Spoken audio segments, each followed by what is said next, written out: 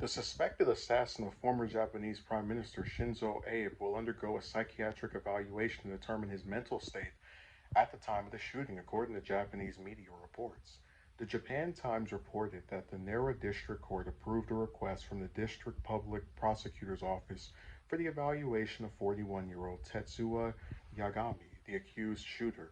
Abe was shot and killed earlier this month as he was campaigning for a candidate from his Liberal Democratic Party ahead of elections in the country. Investigators have said that Yamagami told them he shot Abe because of ties between the former prime minister and a religious group that he blamed for bankrupting his mother. Yamagami will be transferred to a medical facility for the evaluation, where he will stay until November 29th. Sources told the Times investigators will pause questioning Yamagami while he is at the facility, and prosecutors will decide on whether to indict him based on the results of the evaluation, the outlet reported. Yamagami reportedly used a handmade gun to kill Abe and made several others out of steel pipes and tapes. Gun violence and gun ownership rates are low in Japan relative to other countries, and the country has some of the world's strictest gun laws. Japanese civilians are only allowed to purchase shotguns and air rifles if they are undergoing a license process that includes a mental health evaluation, background check, a written test, and an accuracy test at a shooting range. Because there are a lot of people who shoot someone by mistake because they're not trained in how to fire weapons. They must go through that process every 3 years to renew their license. Licensed owners must also register their firearms with the police, who inspect them annually. Damn, those gun laws are. And you know what gets me is like if they had the Second Amendment, right to bear arms. Um, I don't understand how they like because a lot of people say when you have gun control, you're taking away people's rights to bear arms. But they have the right to get them. They just have to comply with the state. They can have firearms, but they have to renew their mental health evaluations.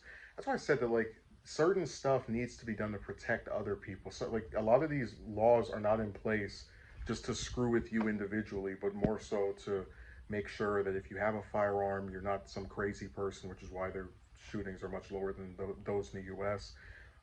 That you know how to use them, because there are some people that buy guns and just have it on them without even ever having practice shooting, and that leads to accidental deaths.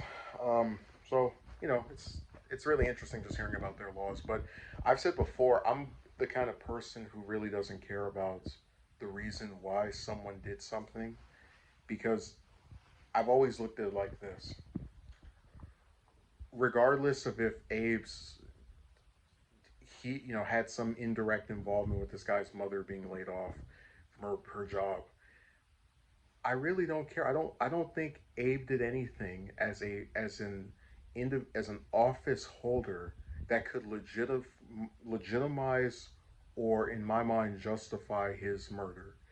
I think that any person who tries to kill a politician, be they one from another country or be they one from the US, has something wrong with them.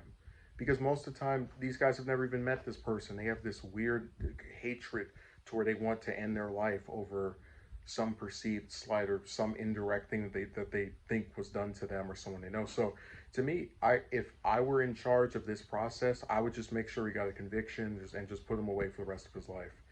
Um, I don't care about his tragic backstory, because it doesn't bring back the person that he killed. And unfortunately, one of the problems with trying to learn these people's backs, because they always say, if you learn the backstory, you can make sure this doesn't happen in the future. It's like, well, the problem is people can find any reason why a public figure is doing something to. I mean, look at the Christina Grimmie murder from, what was that, 5 or 6 years ago, where here's a lady who never even met some guy that just became obsessed with her, and then after she started dating somebody, because that's what people do, he decided to kill her. If I can't have you, nobody else can. So even if I had not known that was his, tragic backstory, his rationale or motive, I still wouldn't care, because he did something evil, and it should be condemned, and there should be things done to make sure it doesn't happen again. I don't care about